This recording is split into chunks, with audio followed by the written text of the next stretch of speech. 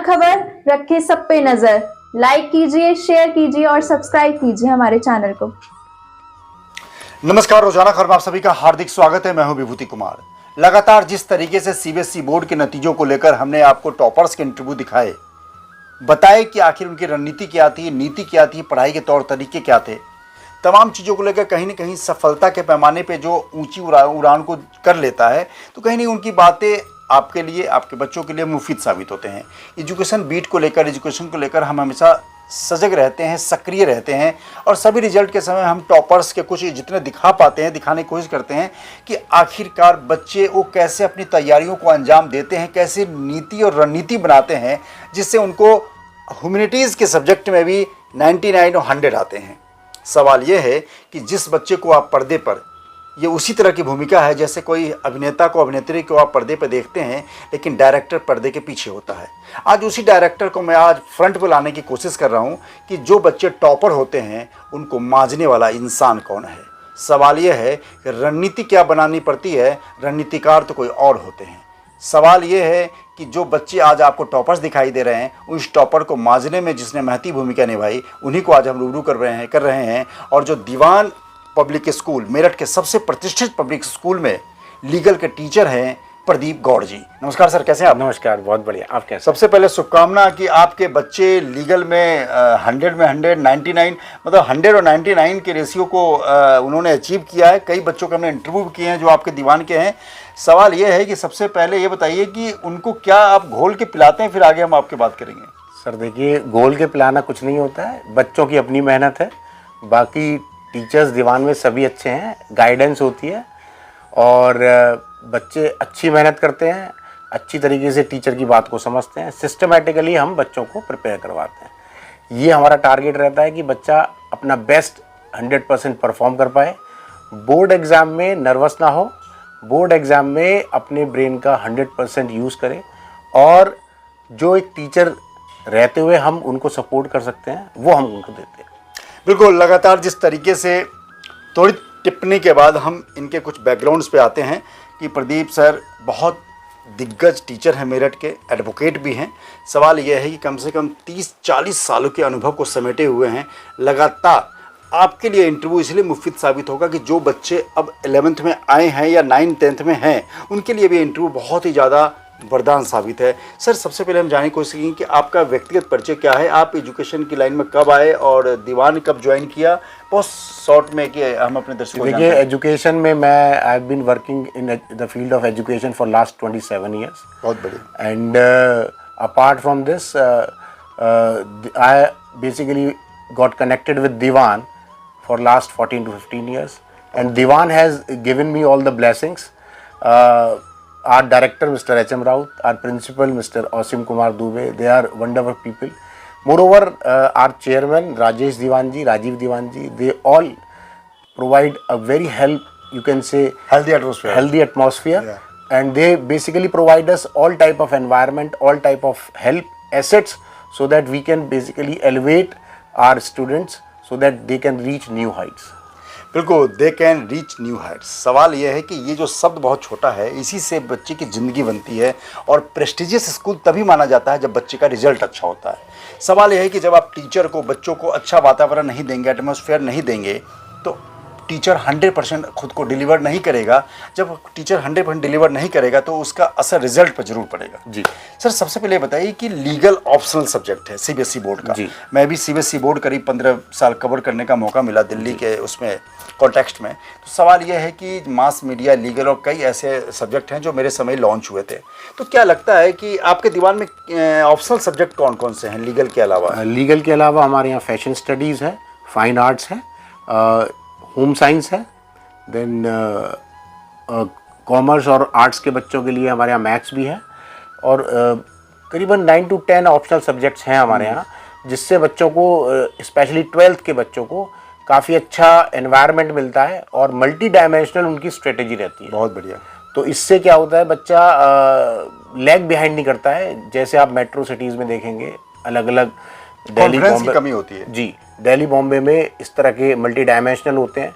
और इसके अलावा जिस तरह की पेडागोजी हमारे टीचर्स यूज़ करते हैं टू टीच, टू गाइड, वो that is one of the best in the country.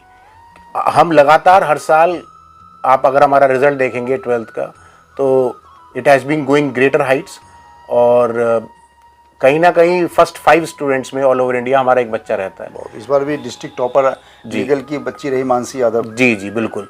और बच्चों के अपने एफर्ट्स रहते हैं, नो डाउट। बच्चा अगर मेहनत नहीं करेगा तो वो नहीं पहुंच पाएगा उस हाइट पर, लेकिन टीचर का जो रोल होता है वो सीरियसली गाइड करता है उनको। हमें बच्चे मिलते हैं पेरेंट्स की तरफ से, वो हमें पूरी फ्रीडम देते हैं, हम बच्चों को प्रॉपर गाइड करते हैं, सिनॉप्सिस तैयार करवाते हैं हम बच्चों को, इसके अलावा फ्लो चार्ट्स, और जैसा सीबीएसई का गाइडलाइन है बिल्कुल बिल्कुल उसी के अकॉर्डिंग हम बच्चों को प्रिपेयर करवाते हैं, ताकि जो मार्क्स वो गेन करें वो 100% मार्क्स गेन करने के नियर बाय कहीं ना कहीं पहुँचें। ये हमारी स्ट्रेटेजी रहती है। सर, मैं जैसा जोड़ पा रहा हूँ खुद को, जब सीबीएसई बोर्ड जब मैं कवर करता था तो उस दौरान करीब 10-15 साल पहले की बात है, तो आप जब दीवान ज्वाइन किए शायद तभी ऑप्शनल सब्जेक्ट लॉन्च हुआ जी। तो कहीं ना कहीं आपके ज्वाइन करने से और लॉन्चिंग के बिल्कुल एक 7 साल चल रहा है, तो आप पीछे मुड़ के देखें और अभी का जो सफ़रनामा है, कैसा महसूस कर रहे हैं कि लीगल में आप सेटिस्फाइड हैं फर्स्ट ईयर से लेकर अब, या बीच में आगे अब बच्चे अच्छा कर रहे हैं, या पहले नए सब्जेक्ट पर दिक्कत थी? पूरा एक रिसर्च बेस्ड R&D की बात कर रहा हूँ कि पहले बच्चे कर पाते थे या अब ज़्यादा अच्छा कर पा रहे हैं? देखिए, पहले जब ये सब्जेक्ट लॉन्च हुआ था तो ये बेसिकली 100 मार्क्स का थ्योरी का पेपर होता था, लेकिन जो डिवीजन ऑफ मार्क्स था from multiple choice question to very short and then to long, ये डिफरेंट सिनेरियो में था। लेकिन अभी कुछ टाइम से आफ्टर 2014 ये जो पर्टिकुलर सब्जेक्ट है इसके अंदर कुछ चेंजेस आए, और लीगल सब्जेक्ट है, ये सीबीएसई का एक वाइटल सब्जेक्ट है। और मैं आपको यहाँ पर एक बात बता दूं कि ये 5th ऑप्शनल हो सकता है, ये 6th ऑप्शनल नहीं हो सकता।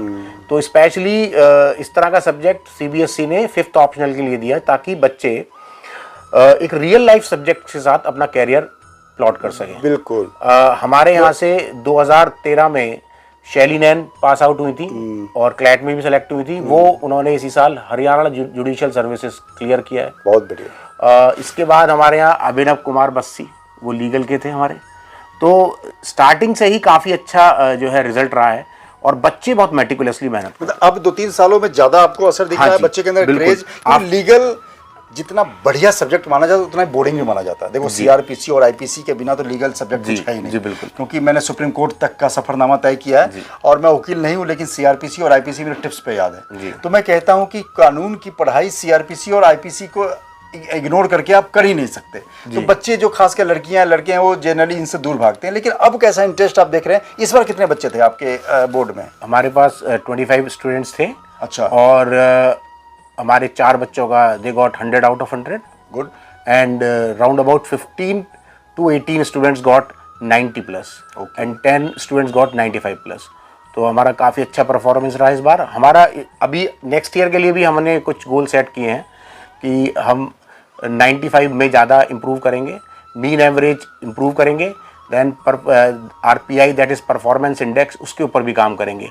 तो क्योंकि अगर हम इन अलग अलग तरीक़ों पर काम करते हैं और सीबीएसई की गाइडलाइंस को हम फॉलो करते हैं प्रॉपरली, तो कहीं ना कहीं हमें इसका बेनिफिट। गाइडलाइन बहुत ही स्टूडेंट फ्रेंडली होता जा रहा है, इसलिए आईएससी से बेटर सीबीएसई को लोग मानते हैं कि बच्चों का प्रेशर यहाँ कम रहता है। जी बिल्कुल। क्योंकि जब मास मीडिया लॉन्च हुआ था तो हमने दैनिक में खबर बनाई थी कि अब 12वीं से बनेंगे पत्रकार। लीगल के समय बोला था कि अब 12वीं के समय से ही वकीलों की घुट्टी पिलाई जाएगी।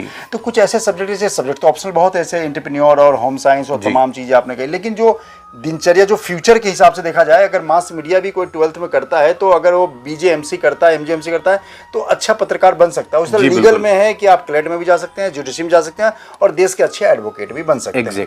तो क्या आपको लगता है कि चूंकि मेरठ को आप देख रहे हैं और एजुकेशन फैकल्टी में 15 साल से दीवान जैसे इंस्टीट्यूट में है, तो आपकी बातचीत और उठना बैठना कुछ अदर स्कूल्स जो टॉप 10 स्कूल हैं उनके भी लोगों से होते होंगे, तो बच्चों का इंटरेस्ट मास मीडिया, लीगल और कैसे, मतलब टॉप 5 की बात करें ऑप्शनल में, तो कौन सा है? देखिए, बच्चों का interest basically real life subjects में हो गया है, जिसे पढ़ने के बाद वो आगे जाके अपना कैरियर प्लॉट कर सके, प्रॉपर तरीके से मैनेज कर सकें।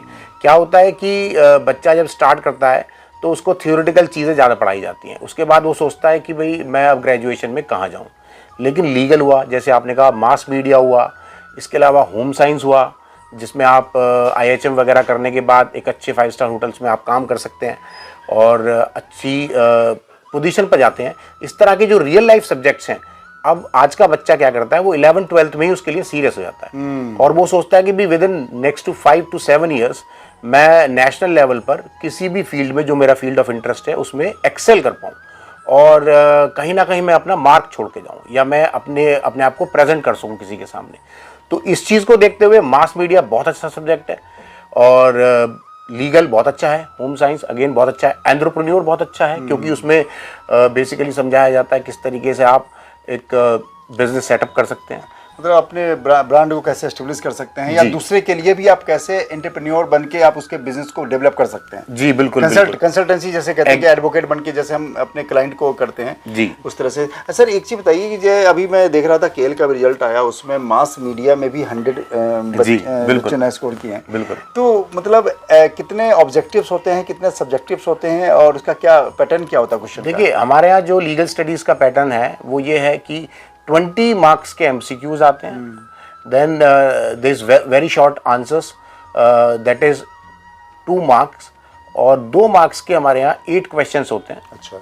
इसके बाद शॉर्ट आंसर्स के लिए 3 मार्क्स होते हैं, 3 मार्क्स के हमारे यहाँ again there are 8 questions and then we have a long answers which is 5 marker and वो हमारे रहते हैं 5 मार्क्स के 4 क्वेश्चंस। तो टोटल हमारा 80 मार्क्स का पेपर होता है।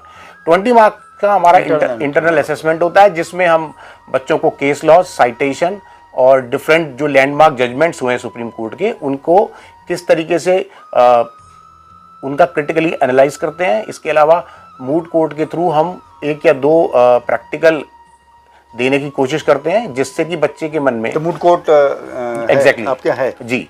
और हम बच्चों का टूर करवाते हैं सुप्रीम कोर्ट और प्रधानमंत्री संग्रहालय, इसके अलावा पार्लियामेंट। तो हम यहाँ पर टूर्स करवाते हैं ताकि बच्चे के लिए एक मोटिवेशन बने और बच्चा ये ना सोचे कि भाई जो ये लीगल है, जैसे अभी आपने कहा कि बहुत बोरिंग है, तो एक ये एजुकेशनल टूर जो है ये बेसिकली मोटिवेट इंटरेस्ट को जगाते हैं। एग्जैक्टली। क्योंकि जो मास मीडिया की पढ़ाई करने वाले को times of India, Dainik Jagran, आज तक, जी न्यूज अगर घुमाने जाते हैं तो उनके अंदर की जो भावनाएं हैं वो 100 गुना प्रबल हो जाती हैं कि यहाँ पे ऐसे स्टूडियो होते हैं। जिस स्टूडियो को आप टीवी पे देखते हैं, जब आप अंदर जाके देखते हैं एंकर को, तो उस समय जाहिर सी बात है उसमें जो बच्चे का जज्बा है वो बहुत बढ़ जाता है। उस तरह जब कोई सुप्रीम कोर्ट जाता है तो सुप्रीम कोर्ट में जाते ही, हाई कोर्ट में जाते ही ऐसा लगता है कि वाह ये डेस्टिनेशन पॉइंट हो सकता है हमारा। बिल्कुल। तो क्या आप कहें कि भाई आप एक सफल लीगल के टीचर मेरठ में, मेरठ क्रांति भूमि में दिग्गज लीगल के टीचर के तौर पे हैं और दीवान जैसे प्रेस्टिजियस स्कूल में, आने वाले कल में अगर बच्चों को ऑप्शनल चूज करना हो तो क्या सजेस्ट करेंगे आप? देखिए मैं कहूँगा कि अगर बच्चा कहीं भी थ्योरेटिकल पार्ट में स्ट्रांग है और उसका अगर माइंड वो मेकअप कर रहा है जुडिशरी के लिए या UPSC के लिए या बहुत और भी एग्ज़ाम्स है, बैंक PO वगैरह हैं जैसे, तो ये काफ़ी मेरिटोरियस एग्ज़ाम होते हैं और बच्चा इसमें जब जाता है तो वो अपनी सर्विसेज सोसाइटी को देता है और सोसाइटी में वो ना एक एसेट की तरह काम करता है, लायबिलिटी नहीं बनता है सोसाइटी की और इसके अलावा वो सोसाइटी को कुछ दे के ही जाता है। तो इसलिए अगर बच्चा थ्योरेटिकल पार्ट को स्ट्रॉन्ग करता है और वो समझता है कि उसका थ्योरेटिकल पार्ट काफ़ी स्ट्रॉन्ग है, तो वो लीगल जैसे सब्जेक्ट्स में, मास मीडिया में, इसके अलावा UPSC के लिए, दोनों इंटरेस्टिंग है, सारे इंटरेस्टिंग है जी, और रोजमर्रा के उसमें बहुत अच्छे, जिसमें समाज में पत्रकार की बड़ी पूछ होती है, एडवोकेट की बड़ी पूछ होती है। कुछ बच्चा ऑप्शनल कैरियर बनाने के पीछे कुछ अपना हनक भी देखता है कि सोसाइटी में उसकी पूछ कितनी है और ये इंटरेक्ट भी करता है। हाँ जी, ये एक उसके जज्बे को बढ़ाता भी है। जी बिल्कुल। और लीगल में सबसे बड़ी जो बात होती है कि जैसे हमारे बच्चे आजकल डिप्रेशन में जा रहे हैं, बहुत कंजर्वेटिव हो गए हैं, परफॉर्म नहीं कर पाते हैं, लेकिन लीगल एक ऐसा सब्जेक्ट है जिसमें बच्चे को एक्सट्रोवर्ट होना पड़ता है। वो आर्गुमेंटेटिव हो जाता है, वो फैक्ट्स के ऊपर बात करता है, वो प्रेजेंट सिचुएशन के ऊपर बात करता है, वो केस लॉस को पढ़ता है। तो इससे ना बच्चा डिप्रेशन की तरफ जाता ही नहीं है और वो बच्चा स्मार्ट बनता है, वो काफ़ी अपने आप को एक्सप्लेन कर सकता है, उसके कम्युनिकेशन स्किल्स बहुत अच्छे होते हैं। जैसे लीगल में हम बेसिकली 3 स्किल्स के ऊपर काम करते हैं। पहला हमारा होता है ऑब्जर्वेशनल स्किल, कि अगर आपके सामने कोई क्वेश्चन आया है तो आप उसको ऑब्जर्व कीजिए कि एक क्वेश्चन के पीछे क्या आंसर होना चाहिए। दूसरा हमारा होता है कम्युनिकेशन स्किल, कि भी उसको इन राइटिंग कैसे कम्युनिकेट करेंगे एग्जामिनर को ताकि वो एक कंप्लीट आंसर बने। और तीसरा होता है प्रेजेंटेशनल स्किल। तो प्रेजेंटेशनल स्किल में कहाँ पर फ्लो चार्ट्स की हेल्प की लेनी है, कहाँ पर सिनॉप्सिस बनाने हैं। तो ये सब बच्चों को गाइड किया जाता है और इंटरेस्टिंग तरीके से। बहुत ही हमारी जो पेडागोजी होती है, it's a mixture of art and science. तो बच्चा उसको एंजॉय करता है। और जब केस लॉज वो स्टडी करता है, केशवानंद भारती का इतना बड़ा केस लॉ है, कॉन्स्टिट्यूशनल बेंच सबसे बड़ी बैठी थी सुप्रीम कोर्ट में, Maneka Gandhi versus Union of India है, गोलकनाथ केस है। तो इन केसेस के थ्रू वो जानता है कि पब्लिक की जो आवाज है वो सुप्रीम कोर्ट सुनता है। फिर PIL हो गया आपका, पब्लिक इंटरेस्ट लिटिगेशन, हमारे यहाँ रिट याचिका कहते हैं उसको। जी। आर्टिकल 32 में हमारे यहाँ रिट जुरिसडिक्शन आता है, जिसमें पब्लिक सीधा सुप्रीम कोर्ट को। बुधवार का दिन निश्चित है जी, दिल्ली हाई कोर्ट में PIL के लिए बुधवार का दिन निश्चित है, कोई भी पब्लिक जाके वहां पे लगा सकता है जी। जिस तरीके से आप एकलव्य को तैयार करते हैं, तो द्रोणाचार्य का इंटरव्यू आज करके मुझे बड़ी खुशी हुई कि जिस सफलता के पैमाने पर बच्चे आज आपके सफल हो रहे हैं, 100 और 99 ला रहे हैं, तो कहीं ना कहीं टीचर की बड़ी भूमिका होती है। और उस टीचर, रणनीतिकार को, मांझने वाले को नहीं भूलना चाहिए। ऐसे में प्रदीप गौड़ जी मेरठ के दिग्गज दीवान पब्लिक स्कूल के बीते 1.5 दशक से, 15 सालों से जिस तरीके से बच्चों को लीगल की घुट्टी पिला रहे हैं, इनके पढ़ाए हुए बच्चे जज और तमाम ब्यूरोक्रेसी में और एडवोकेट बन रहे हैं, तो कहीं ना कहीं ये बात साफ है कि जब आप किसी को दिल से द्रोणाचार्य मान लेते हैं तो आपके एकलव्य बनने में कोई दिक्कत नहीं होती। चलते चलते क्या कहना चाहेंगे, बहुत शॉर्ट नोट में बच्चों को क्या शुभकामना देना चाहेंगे इस बार के अच्छे रिजल्ट पे? मैं अच्छे रिजल्ट के लिए सभी बच्चों को कांग्रेचुलेट करना चाहूंगा। और मैं ये कहना चाहूंगा कि अतीशा अग्रवाल का भी मैंने इंटरव्यू, उसके 100 नंबर आए हैं, और मानसी यादव के भी 100 नंबर आए जी। इसके अलावा एक काकुल चौधरी हैं, उनके भी 100 हैं, और एक बच्चा है कनिष्ठ तोमर, उसके भी 100 हैं। मैं बच्चों को कांग्रेचुलेट कहूँगा ये लास्ट पॉइंट नहीं है, अभी मंजिल नहीं मिली है, अभी हमें बहुत दूर जाना है। तो जो भी उनके एस्पिरेशंस हैं, ड्रीम्स हैं, उसको फुलफिल करें। मैं अपने director Raut sir, HM Raut sir को I should say very big thank you. उन्होंने मुझे पूरा फील्ड दिया है और कहा आप अपने तरीके से पढ़ाइए। औसिम कुमार दुबे सर मेरे प्रिंसिपल हैं, और उन्होंने मुझे पूरी फ्रीडम दी कि आप किस तरीके से पढ़ाएंगे, मुझे रिजल्ट चाहिए। हमारे जो दीवान ग्रुप के चेयरमैन हैं राजेश दीवान जी, वो हमें बहुत गाइड करते हैं। And I am very much thankful from the bottom of my heart to all these people. They are very senior to me. They have guided me in a very decent way, and I should say thank you and congratulations to all my meritorious students. बिल्कुल, ये hierarchy है। ये अपने दिग्गजों से inspire होते हैं, motivate होते हैं, फिर नई एनर्जी के साथ, ऊर्जा के साथ आपको, मतलब बच्चों को पढ़ाते हैं, फिर बच्चे मोटिवेट होते हैं, फिर उनकी सफलता पर इनको संजीवनी मिलती है जी। सवाल यह है कि अगर पढ़ाने वाला सही हो, गाइड देने वाला सही हो, तो 100 में 100 कोई भी मुश्किल नहीं है, क्योंकि सफलता के इसी पैमाने पे तमाम बच्चे खड़े उतर रहे हैं जो 98, 99 और 100 तक ला रहे हैं। सवाल यह है कि आप कितना दिल से उस सब्जेक्ट में जुड़ते हैं और कितना दिल से प्रदीप गौड़ जैसे टीचरों के साथ आप कदम ताल करते हैं। किसी न किसी शख्सियत के साथ, किसी न किसी व्यक्तित्व के साथ हम सीधी बात में आपको रिव्यू करवाएंगे। और चैनल को सब्सक्राइब करें और कमेंट करके जरूर बताएं कि आपको ये इंटरव्यू कैसा लगा, क्या सुन पाए, क्या समझ पाए। नमस्कार। रोजाना खबर रखे सब पे नजर, लाइक कीजिए, शेयर कीजिए और सब्सक्राइब कीजिए हमारे चैनल को।